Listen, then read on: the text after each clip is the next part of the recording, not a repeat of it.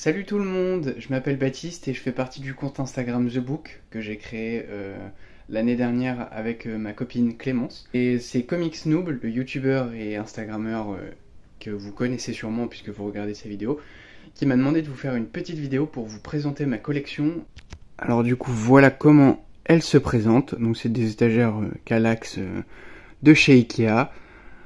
Alors du coup, juste ici, on a pas mal d'accessoires. On a en particulier les deux Lego sur le Gant de l'Infini et des petites figurines de Venom et de Wolverine, avec évidemment, juste là, le cœur d'Iron Man.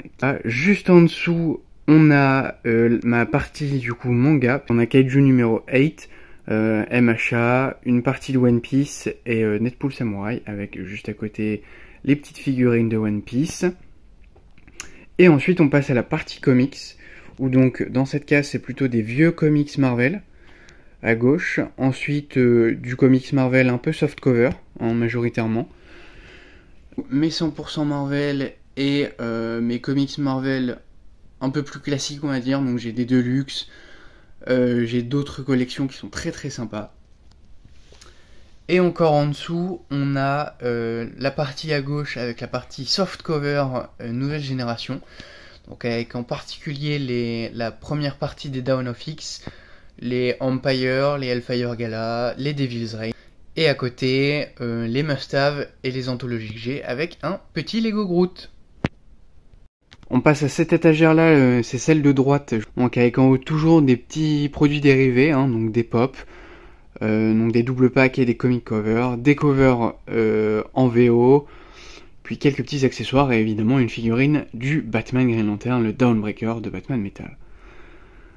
Au premier étage, on a quelques magazines Marvel et DC, c'est un peu mélangé.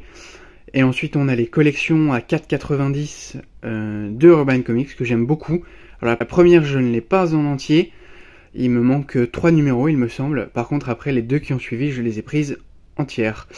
Avec un petit buste de Batman juste à côté. Juste en dessous, on a la même chose, mais du côté Marvel. Donc avec le printemps des comics, l'anniversaire de Spider-Man et les grandes sagas. Donc dont j'ai les 3 collections en entier cette fois-ci. Et puis juste à côté, les collections Marvel Carrefour. Donc la première, c'est la Marvel Dark. Et ensuite, c'est les grandes alliances. Celles-là, je les ai pas en entier parce que soit les titres ne m'intéressaient pas, soit je ne les trouvais plus. Et au niveau de la dernière étagère, puisque en dessous c'est ma palle et que c'est pas très intéressant, au niveau de ma dernière étagère de cette armoire, on a sur le côté gauche tout ce qui est plutôt encyclopédie. Donc voilà, avec les encyclopédies de personnages de DC, de Marvel, un livre sur les 100 meilleurs comics Marvel, un livre de cocktails inspiré de l'univers de Batman, et une petite pop du Dr Octopus, version Spider-Man No Way Home. Et juste à côté, c'est un peu le bazar, excusez-moi, mais c'est la partie langue étrangère. Juste ici, on a tout ce qui est en langue étrangère autre que anglais, donc j'ai de l'allemand, de l'espagnol, de l'italien, et juste à côté, c'est tout ce qui est en anglais. Et nous voici donc arrivés à l'étagère du milieu, qui commence avec, donc en haut sur la gauche, vous le voyez, l'œil d'Agamotto et le casque de Captain America. Ensuite, on descend un petit peu et on a le Lego du Saint des Saints, la dernière acquisition que j'ai faite chez Lego, qui est vraiment très très beau et très massif. J'ai mis 6 heures pour le monter, il me semble. Ensuite, le nano gantelet de chez Hasbro, sur lequel on peut claquer des doigts, des petits serre-livres qui viennent tout droit de Disneyland Paris, les griffes de Wolverine avec la plaque, la Batmobile de The Dark Knight, puisque The Dark Knight est mon film préféré, donc la Batmobile en Lego, que j'ai mis 5 heures pour monter il me semble, avec les petites figurines juste à côté, le Batarang de The Dark Knight, puisque du coup, comme je viens de le dire, c'est mon film préféré, et enfin, le bouclier de Captain America. C'est la version Disney, donc exclusive au parc. On va continuer sur les comics du coup, avec en première case, une case qui est un petit peu particulière, avec avec l'Absolute de Secret Empire que j'ai déjà lu et dont vous pouvez retrouver une critique sur mon compte Instagram. Et l'omnibus de l'ère d'Apocalypse des X-Men, que je n'ai pas encore lu, mais ça ne saurait tarder étant donné que je meurs d'envie de le lire. Et juste à côté, on a les Marvelverse. Alors, il m'en manque quelques-uns. Il me manque ceux sur le Spider-Verse, à l'heure où je tourne la vidéo. Donc peut-être que je vais les acheter très prochainement. Parce que c'est un format que j'aime bien, même si ça a un peu augmenté, c'est un format que j'aime bien. C'est bien pour découvrir les nouveaux personnages et tout. Un Monopoly DC Comics et une petite pop de Deadpool. On continue avec du coup la partie DC, puisque la partie Marvel est terminée maintenant, avec la première case qui regroupe un petit peu de tout, on va pas se mentir, avec donc tout ça c'est ce que j'ai lu, donc avec Crisis on Infinite Earth, Injustice 1, puisque je n'ai pas lu Injustice 2, je me suis arrêté à ce niveau-là, puisque ça ne m'intéressait plus, et quelques tomes des séries Rebirth. En dessous, on a des comics un peu plus historiques, on va dire, avec la légende de Darkseid, GLA, le Green Lantern Emerald Twilight, où il devient l'hôte de Parallax, et Flashpoint, évidemment, avec quelques softcovers Justice League majoritairement, et quelques Batman. Voilà. Et en dessous, alors c'est normal, il manque quelques trucs, c'est parce que j'ai prêté à un copain, mais les numéros de Justice League Rebirth et de Batman Rebirth en fascicule, donc qui sortaient chaque mois, que j'ai suivi avec assiduité, mais qui s'est malheureusement arrêté. Donc voilà. Mais c'est pas grave, puisque juste à côté, on a les Batman bimestriels et le Batman Infinite bimestriel, qui se sont aussi arrêtés. Voilà, petit bémol, mais c'est pas grave. Que j'ai du coup suivi avec assiduité aussi, puisque je suis un très très grand fan de Batman. C'est mon super-héros préféré. Ensuite, on passe à la case juste à côté et on continue évidemment sur du Batman avec la série des New 52, parce que Snyder et Greg Capullo, qui est personnellement l'une de mes séries, voire ma série préférée sur Batman. Un petit collector du Batman Day, l'énigme du Red Hood, très très bon comic sur le Chevalier Noir aussi, je vous recommande si vous aimez bien Batman, c'est un must-have. Batman The World, Killing Joke, et puis quelques Black Label, avec en particulier la saga du White Knight, avec donc Curse of the White Knight, Harley Quinn et Beyond the White Knight, dont j'ai fait des critiques sur mon compte Instagram. L'étage du dessus avec l'univers Watchmen et l'univers DC's, donc la série Watchmen qui était sortie, il me semble que c'est 2 par mois, donc c'était un petit prix, et en fait ça fait une frise à la fin, très très jolie. Doomsday Clock et Rorschach, et les 4 volumes de DC's, et j'attends le DC's de 3 avec impatience. Et pour finir, la dernière case de comics, c'est tout simplement la saga Metal de Batman. Parce que c'est... Alors je sais que c'est pas exceptionnel, voilà. Je sais qu'il y a des défauts, je sais que c'est pas parfait. Mais moi j'aime beaucoup, c'est un petit plaisir coupable. Parce que c'est une crise, ça se tape dessus. Il y a du Batman en veux-tu en voilà. Il y a du Batman méchant. Enfin voilà, moi j'aime beaucoup. Donc je ne peux que vous le recommander. Je n'ai pas fait de critique puisque je l'avais déjà lu il y a un moment.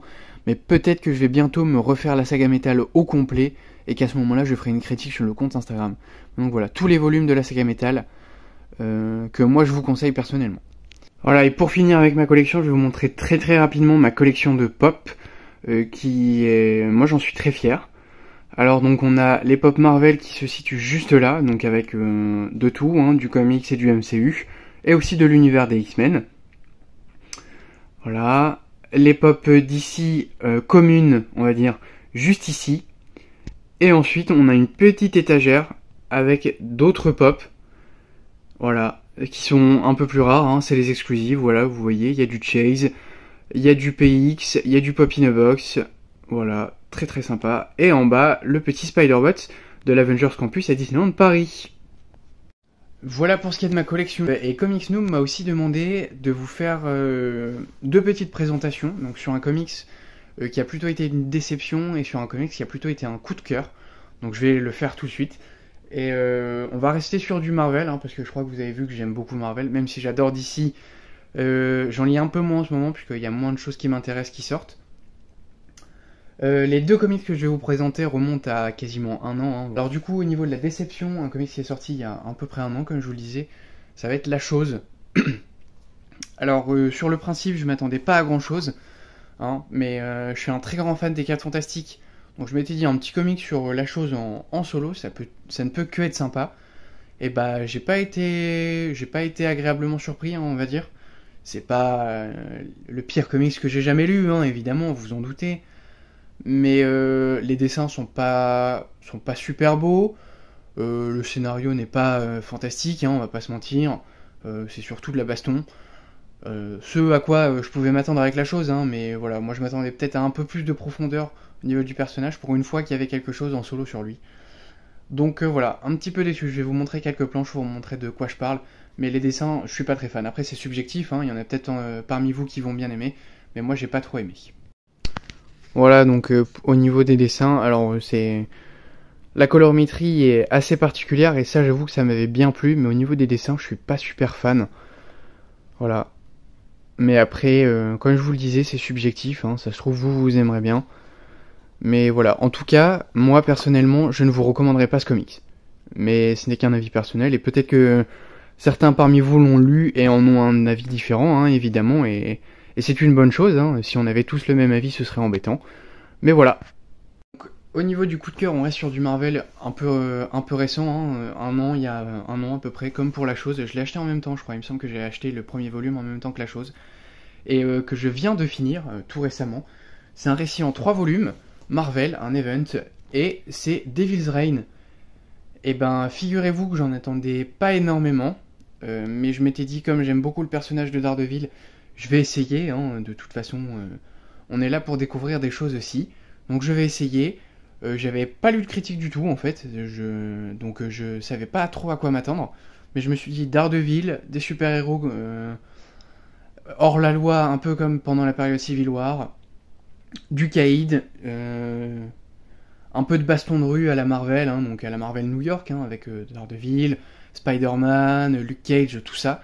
Je lui étais dit pourquoi pas, ça peut être sympa, et ben j'ai été agréablement surpris là pour le coup, mais dans tous les sens du terme.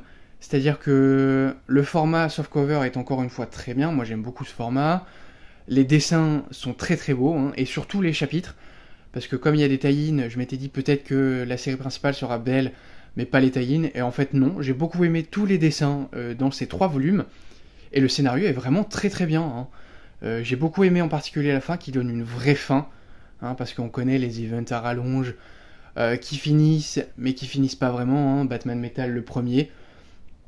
Mais donc non, ça a eu une vraie fin, et c'est aussi ça qui m'a plu, hein, du coup, puisque j'aime bien quand ça a une vraie fin au niveau des events. Mais non, moi, Devil's Reign, je ne peux que vous le recommander. Pour moi, c'est un très bon comics Marvel et c'est un très bon event Marvel. J'en ai fini pour ma présentation et pour mes coups de cœur et mes déceptions. J'espère que je n'ai pas été trop long. Et puis, n'hésitez pas à me suivre sur Instagram, du coup, c'est The Book. Voilà, à très bientôt, salut! C'est pas au niveau de ma collection, puisque je n'ai pas encore trouvé le moyen de l'intégrer. Mais c'est tout simplement le sabre de Zoro, enfin l'un des sabres de Zoro. Pour ceux qui connaissent One Piece, c'est celui que Kuina lui lègue, et je pense que c'est mon préféré étant donné que c'est le plus historique. Et voilà, c'est ma copine qui me l'a offert,